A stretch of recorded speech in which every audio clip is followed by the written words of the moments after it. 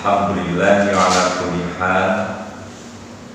Nahmaduhu wa nasta'inuhu wa nastaghfiruh wa natubu ilaih. Wa na'udzu billahi min syururi anfusina wa sayyiati a'malina. May yahdihillahu fala mudilla lahu wa may yudlil fala hadiya lahu. Kaum muslimin rahimakumullah, setelah saya mengucapkan syukur kepada Allah, bersalawat kepada Rasulullah, perkenankan pada kesempatan kali ini saya akan menyampaikan beberapa hal, mudah-mudahan mampu menjadi koreksi terhadap kekeliruan di antara kita semua di dalam memahami apa yang kita kenal dengan Lailatul Qadar.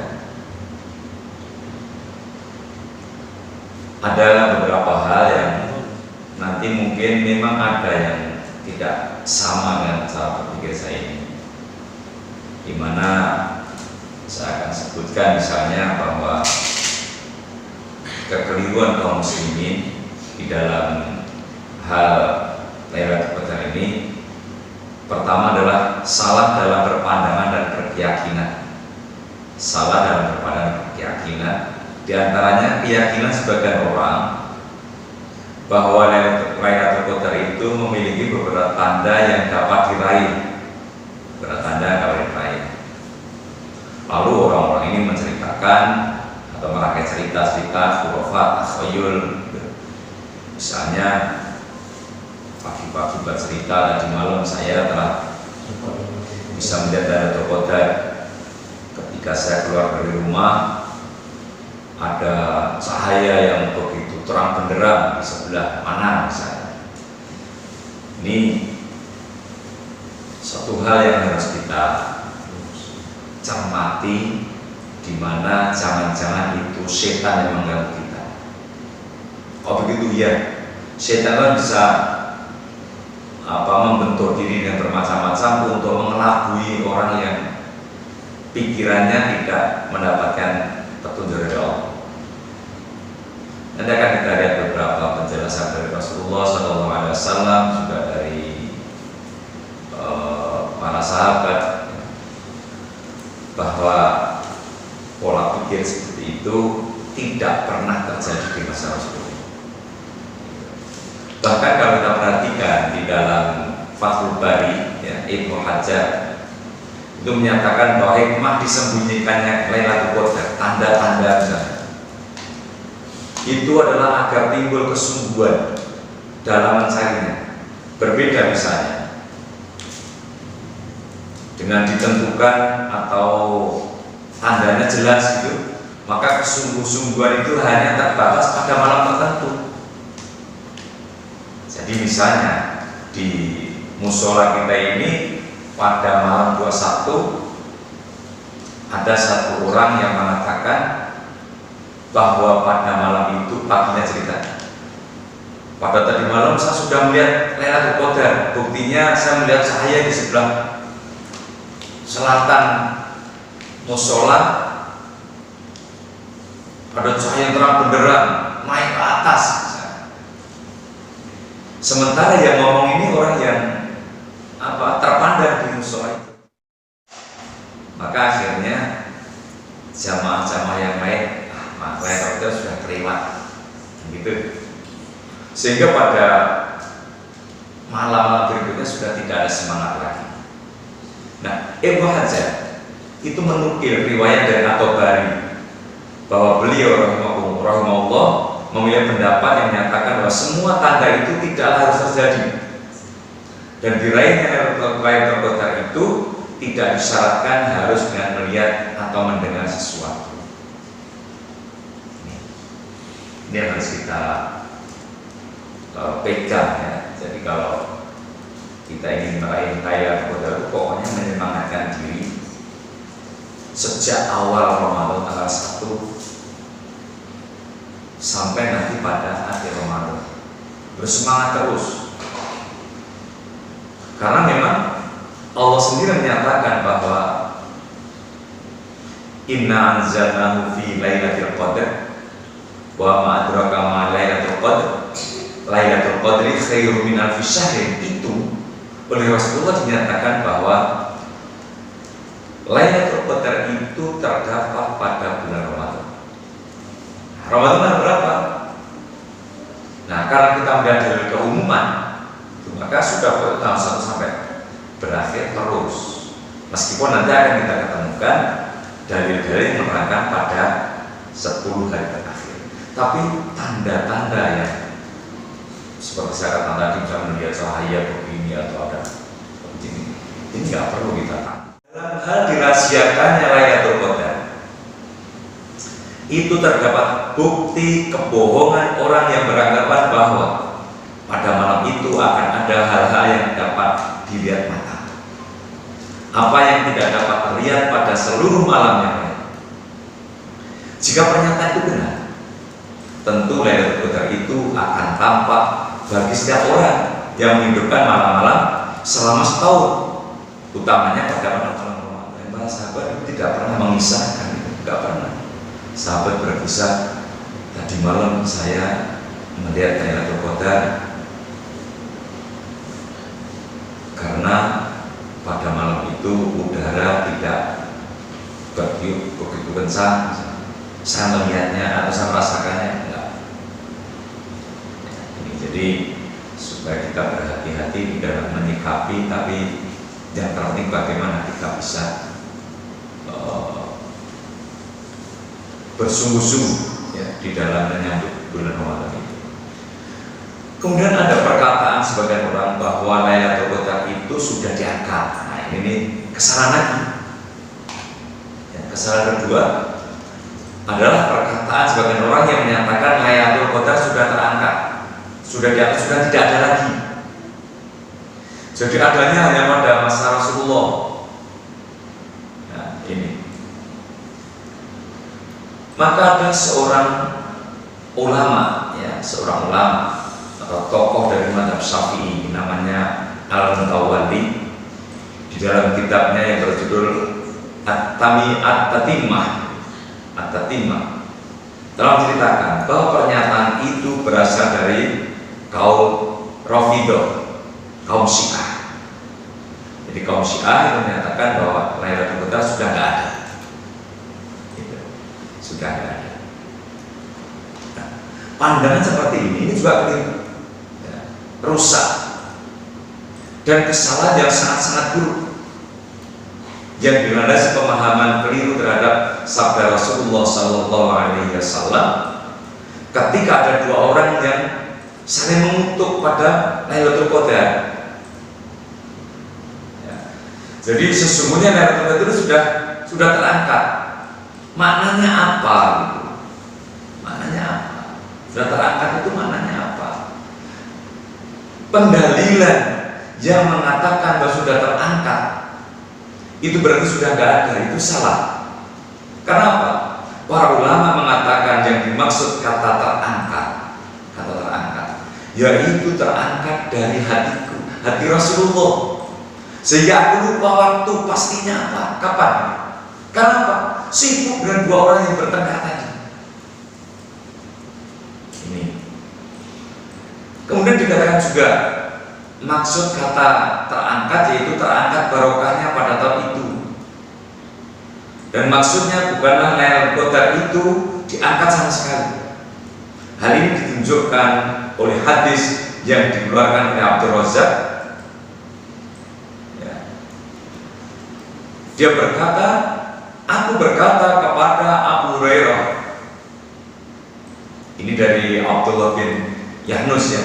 Ini mengatakan, aku berkata kepada Abu Hurairah bahwa mereka menyangka Lailatul Qadar itu sudah diangkat. Nah, Abu Hurairah itu berkata, orang yang mengatakan hal itu telah berbuat bohong. Jadi orang yang mengatakan bahwa sudah tidak ada Lailatul Qadar lagi itu, kata Abu Hurairah, orang itu telah berbuat bohong. Kalau begitu gimana kaum muslimin? Kemudian yang perlu kita ketahui pula bahwa keumuman hadis yang mengandung dorongan untuk menghidupkan Lailatul Qadar, seperti hadis yang diutarakan oleh Imam Al-Bukhari, ya, bahwa Nabi SAW bersabda, "Man qama Lailatul Qadri imanan wa ihtisaban ghufira lahu ma taqaddama min dzambi. Barang siapa yang sholat pada Lailatul Qadar karena iman dan karena mengharapkan pahala, maka dia diampuni dosa-dosa terakhir. Kalau ini hanya berlaku pada masa Rasulullah, berarti kata-kata yang terdapat di dalam Al-Quran, wa ma arsalnaka illa rahmatan lil alamin, ini perlu disoal. Oleh soalnya generasi berikutnya sudah tidak dapat. Yang mendapatkan kenikmatan Lailatul Qadar hanya umat Muhammad yang hidup pada masa Rasulullah.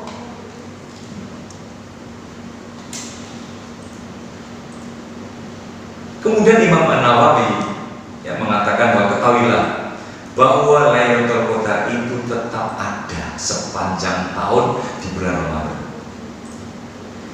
Dan Lailatul Qadar itu dapat dibuktikan oleh siapapun yang dikehendaki dari keturunan Adam pada setiap tahun itu di bulan Ramadan, sebagaimana telah jelas melalui hadis-hadis yang disampaikan Rasulullah SAW dan melalui berita dari orang-orang saleh tentang Lailatul Qadar.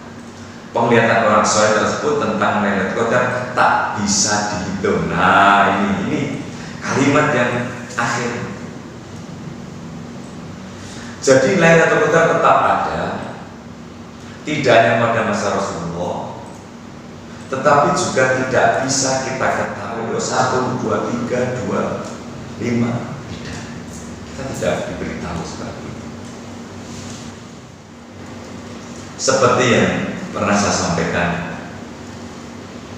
ibu-ibu, bapak-bapak, coba andai kata kematian itu tidak dirahasiakan oleh Allah, itu kira-kira bagaimana penjelasan yang saya pernah tanya itu?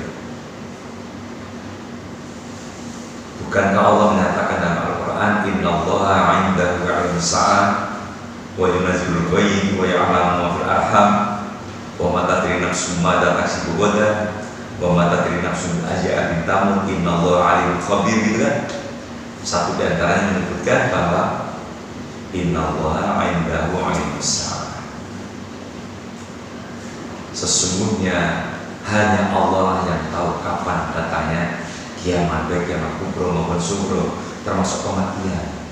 Jadi kalau kematian itu diberitahukan, itu kita tidak malah toto-toto, tapi stres. Begitu juga kalau Lailatul Qadar itu tidak dirahasiakan, gitu. Orang akhirnya suka ngangguk pada hari di mana itu Lailatul Qadar itu turun. Setelah itu beribadahnya keset, bahkan ada yang ngomong,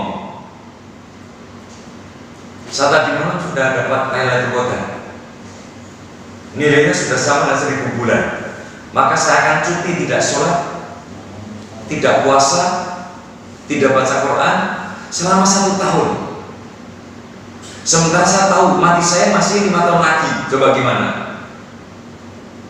Diberitahu seperti itu, hancur iman manusia. Maka asa ayyakuna khairan lakum. Kaum muslimin, dalam hadis ini terdapat isyarat bahwa malam itu tidak ditentukan. Para ahli ilmu menarik kesimpulan dari sabda Nabi bahwa dirahasiakannya itu lebih baik. Mereka akan mengatakan hikmah dalam hal itu agar seorang hamba bersungguh-sungguh dan memperbanyak amal pada tiap-tiap malam dengan harapan agar bertepatan dengan Lailatul Qadar. Berbeda jika Lailatul Qadar itu telah ditentukan, maka sungguh amal itu hanya akan diperbanyak pada malam itu saja, sehingga dia luput beribadah pada malam-malam lainnya atau berkurang. Maka dirahasiakan ternyata ada.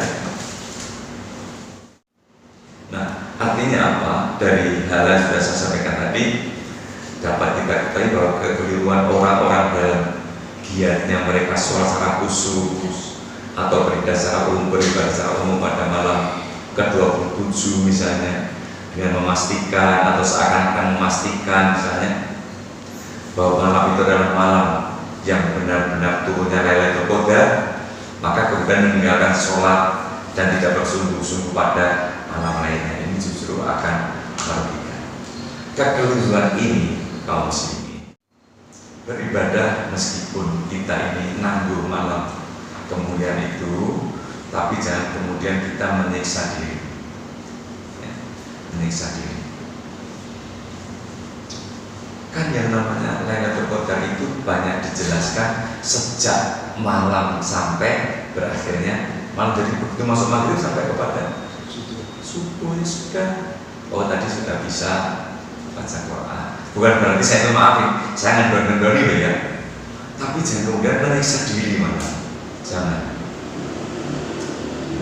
Seperti saya kalau memberi bimbingan kepada jamaah ya calon haji itu, ketika orang mengejar arba'in, yang biasanya yang gelombang pertama itu di Madinah itu arba'in, pokoknya itu bisa 8 hari di Madinah itu sholat di Masjid Nabawi terus. Nah akhirnya nanti setelah itu jatuh sakit, nanti malah di Makkah karena sakit tidak bisa ke Masjidil Haram, sekali sholat kan sudah mengalahkan dengan yang 8 hari. Ini kalau model hitung-hitungan ya, gitu. Jadi jangan memaksakan. Yang ketiga di antara kekeliruan dari kaum muslimin ini, yaitu mengkhususkan sebagian ibadah pada malam itu. Mengkhususkan apa? Menamakan sholat khusus ini sholat Lailatul Qadar. Saya kira begitu ya, mudah-mudahan mampu memberikan pencerahan untuk kita terkait dengan bagaimana menyambut Lailatul Qadar itu. Yang terpenting setiap kita, setiap umat Islam itu diberi peluang oleh Allah untuk bisa memanfaatkan bulan Ramadan dan berjumpa dengan Lailatul Qadar, manakala dia mau menseriusi, tidak justru nanggung hanya malam-malam tertentu, tapi sejak tanggal 1 sampai pada akhir Ramadan kita aktif berkegiatan untuk melaksanakan sholat malamnya, baca Qurannya, kemudian sedekahnya, ya, itu insya Allah akan mendapatkan apa yang kita inginkan. Demikian, Assalamualaikum warahmatullahi